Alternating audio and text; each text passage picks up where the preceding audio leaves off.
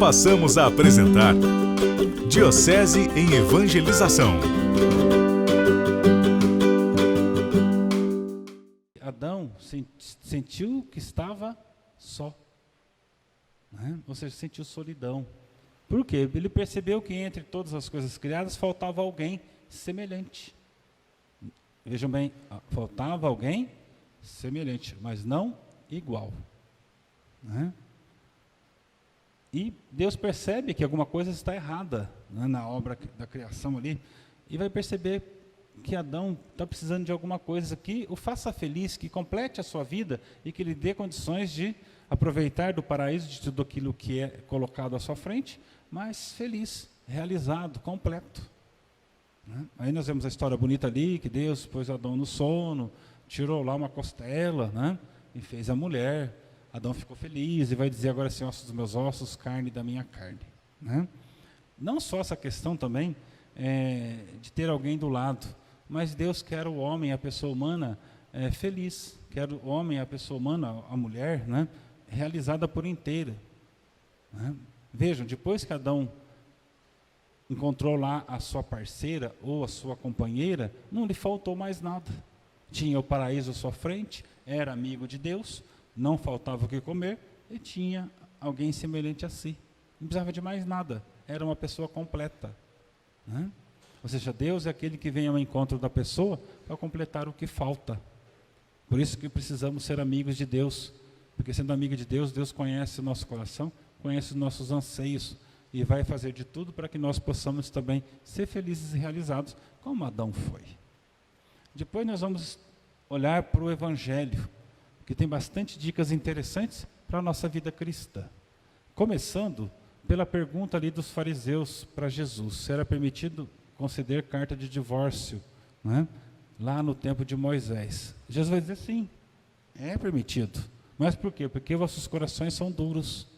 Jesus vai retomar, né, nós percebemos que ele retoma lá o livro do Gênesis e vai dizer, desde o princípio não era desse jeito. O homem deixará seu pai e sua mãe, se unirá à sua esposa, eles serão uma só carne, né? Como está lá no livro do Gênesis, que é muito bonito. Ou seja, Jesus resgata aquilo que está lá na criação, né? E vai dizer para eles, olha, o que Moisés concedeu é por causa de vocês mesmos, da dureza de vocês, não porque Deus permite, mas é por causa da dureza do coração. E aqui, irmãos e irmãs, é preciso nós observarmos algumas coisas importantes. Lembrem-se que a igreja, ela supõe que quando alguém vai se casar, né, um jovem, uma jovem, um homem e uma mulher, que eles sejam preparados para o casamento. Não num cursinho de 2 dias que a gente faz aí, né, preparação para o casamento, mas que eles sejam preparados com a vida. Quando eles vêm, procuram a igreja para marcar, por isso que eu sempre digo, quem tem que pedir o casamento é sempre o noivo e a noiva, nunca os pais, os avós, e marcar para eles, que eles devem pedir o casamento. Quando pedem um casamento, a igreja supõe que tenham fé, que sejam pessoas maduras, que já estejam preparados, que durante o tempo de namoro já apararam todas as arestas, né, todas as diferenças, e se conhecem. E se conhecendo, né, deixaram brotar o amor e estão aptos para o casamento. Pelo menos a igreja supõe que seja desse jeito, né? Mas de repente nem sempre é desse jeito, ou quase sempre, né? Vêm todos despreparados para o casamento. E quando vem fazer o curso de noivo, já estão com a data marcada, né? E aí o que acontece? Não tem como desmarcar, né? Mas não estão preparados diante aí das grandes quantidades de divórcio que nós temos, né? Olhando para esse aspecto do divórcio, nós vamos perceber que o Senhor também diz na Sagrada Escritura que é permitido só em caso de união ilegítima, né? As uniões ilegítimas são aquelas às quais não houve sacramento, né?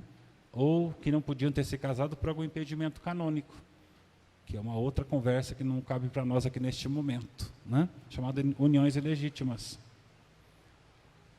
Depois, nós vamos no texto célebre de Jesus, o que Deus uniu, o homem não separa. Vejam bem, irmãos e irmãs, uma vez que aquele casal pediu o casamento para a igreja assumiu essa condição de abençoá-los, né? Aquele ato aqui que é realizado, né, diante de um homem e de uma mulher, que prometem ali obediência, serem fiéis, né, na alegria e na tristeza, na saúde e na doença, todos os dias da vida, é um ato que eles estão prometendo publicamente, diante do Senhor e diante da comunidade. Por isso que no casamento sempre tem testemunha. Vocês sabem, né? Que quando vão se casar, a igreja sempre pede uma testemunha de cada lado, um casal de cada lado que sejam devidamente casados, né? No civil e no religioso. Por quê? Porque eles são testemunhas do ato daquele casal. Eles estão ali para dizer, olha, nós sabemos que esse ato é um ato legítimo. Né? Nós concordamos, por isso estamos aqui para testemunharmos que eles estão fazendo isso de livre e espontânea vontade e que, de fato, né, estão ali comprometidos a viver aquilo que estão prometendo um para o outro. Por isso que tem as testemunhas. Né? Aí depois vem aquelas 50 padrinhos de cada lado, né, que é costume colocar, né, que é só para enfeitar o altar e dar presente, né, porque quase sempre não ajuda em nada depois na vida matrimonial, né, que não faz nem sentido ter, mas gosto de ter, põe, né? Mas, e a comunidade, que são os convidados, que são convidados, irmãos e irmãs, não para lá esperar para encher a barriga, são convidados porque estão ali, porque são amigos, e amigos de fé, que foram batizados na mesma água, que receberam a mesma fé, e que são chamados a serem testemunhas para aquela família, para aquele casal que está começando a vida. E ali apoiarem, incentivarem, motivarem que aquilo que eles prometeram, eles vivam a vida toda. Essa é a função dos convidados para o casamento. Não é ir para encher a barriga depois na festa. Né? Infelizmente, a pessoa é convidada para encher a barriga na festa. Totalmente fora de contexto, né? E aí o que acontece? Depois o casamento não dá certo, porque não estavam preparados, não se prepararam durante o tempo de namoro, né? Entraram no sacramento sem saber a importância e o fundamento do sacramento na vida deles, e a igreja determina e diz que o casamento é para o bem do casal e para a procriação, né? No Código de Direito Canônico diz bem isso, bem do casal, que sejam felizes, que um transforme o outro todo dia, né? Que um sinta a alegria e o prazer de estar do lado do outro todos os dias da vida, desde a juventude até na terceira idade ou lá no leito de morte. Foi prometido na alegria e na tristeza, na saúde e na doença, todos os dias da nossa vida, não é da minha, é da nossa vida, porque é junto, né? Então o bem do casal envolve a satisfação de estar junto, o prazer de estar junto, e promover sempre um ao outro. O esposo deve promover a esposa deve promover o esposo, né? Tem que ver os belos todos os dias, né? Para que se satisfaçam. Precisam construir junto, né? Um relacionamento saudável, gostoso, onde haja alegria, para que também essa alegria seja depois transmitida para as crianças, para os filhos que Deus vão confiar. Né? E Deus coloca na responsabilidade desse casal depois, pessoas, né? Crianças, que são chamadas, né? A aprenderem com os pais, a serem cristãos e a viverem também depois uma vida matrimonial. E eles vão buscar inspiração nos pais. A responsabilidade não é tão pequena quanto a gente pensa, mas é tão grande, porque Deus confia àquele novo casal depois a missão de gerar filhos e educá-los na fé. Então vejam, irmãos e irmãs, que o casamento não é um ato simples de vir aqui bonitos para ser casado. Envolve situações, pessoas, né? E depois, é lógico, os filhos, que são os frutos do casamento, né? Quer dizer, os filhos bons, filhos saudáveis, filhos que saibam amar, que aprenderam e aprendem com os pais a produzirem bons frutos na sociedade e também serem homens e mulheres de fé, né? Dizem que a gente conhece os filhos pelos pais, né? Se os filhos são bons, a gente imagina que os pais são bons. Se os filhos são ruins, a gente imagina que os pais, de repente, não sei, né? Tá? Então é uma questão de, a gente conhece a fruta, a planta, né, o pé da goiaba pela goiaba, a goiabeira pela goiaba, né? Pelo menos eu aprendi assim, né? Agora, eu não posso dizer que uma goiaba é uma laranja.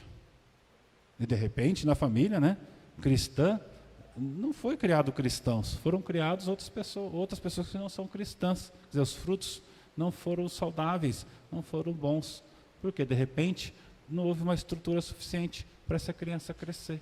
Então veja que exige de nós bastante compromisso, bastante responsabilidade. Mas irmãos, irmãs, a nossa responsabilidade é diante da palavra de Deus. O Senhor disse: o que Deus uniu, o homem não separa. Veja, nós não temos autoridade sobre a palavra de Deus. Não nos cabe dizer se está certa ou se está errada. Cabe-nos cumprir a palavra do Senhor e colocar em prática na nossa vida. Ninguém de nós aqui, que somos batizados, tem o direito de intervir no casamento de alguém ou dizer separe-se. Jamais, porque estamos indo contra a palavra do Senhor. Se eu tenho um pensamento desta forma, ainda preciso viver mais um cristianismo que sou chamado a viver, né? Porque se a comunidade é a favor do divórcio, a comunidade não é bem formada, está mal formada na fé, né? Porque o Senhor deixou bem claro, porque Deus une, o homem não separa, ou seja, não nos deu autoridade para isso, não nos compete isso, né? Está fora da nossa alçada, como diz aí, né, os juristas, porque é próprio do Senhor, é próprio de Deus.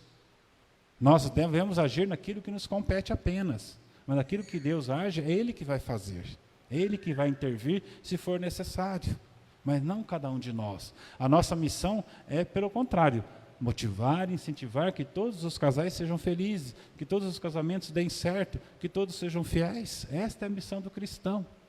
Se de repente alguém foi procurado um dia por alguma amiga ou algum amigo, olha, eu estou a ponto de separar, o que você me diz? Né? A nossa missão é dizer, olha, viva o que você prometeu para ela, ou para ele, né? Lembre-se que lá diante do Senhor, você prometeu, né, que seria para a vida toda, mesmo que lhe custasse sacrifício, mesmo que lhe custasse cruz. Essa é a nossa missão, de sermos profetas, não de apoiarmos a separação ou o divórcio. Então veja a nossa responsabilidade, irmãos e irmãs, enquanto cristãos, nesse mês missionário que nós iniciamos, que nós possamos de fato entendermos que discípulos missionários do Cristo, temos que ser imitadores dos seus ensinamentos para o mundo de hoje. Que nós possamos construir nas nossas comunidades cada vez mais casamentos cristãos abençoados, unidades conjugais que sejam duradouras para sempre, né? Cuidemos daqueles que precisam do auxílio por alguma enfermidade ou outra, né? Porque existem muitas famílias que têm enfermos, ou esposo ou esposa, e que precisam do cuidado da comunidade também, porque é a missão de cada um de nós, né? E lembremos que quem já é viúvo ou viúva, né, esse rompimento dessa aliança se deu pela morte. E uma vez que se dá pela morte, todos os viúvos e viúvas são livres. Não tem mais vínculo matrimonial com ninguém, né? Porque é assim que o Senhor disse, até que a morte separe, né? Aí houve a ação do tempo, a ação da doença e a ação de Deus, né? Mas que vivam também os viúvos e as viúvas, conforme os ensinamentos do Senhor, e que a graça do Senhor seja abundante na vida de todos.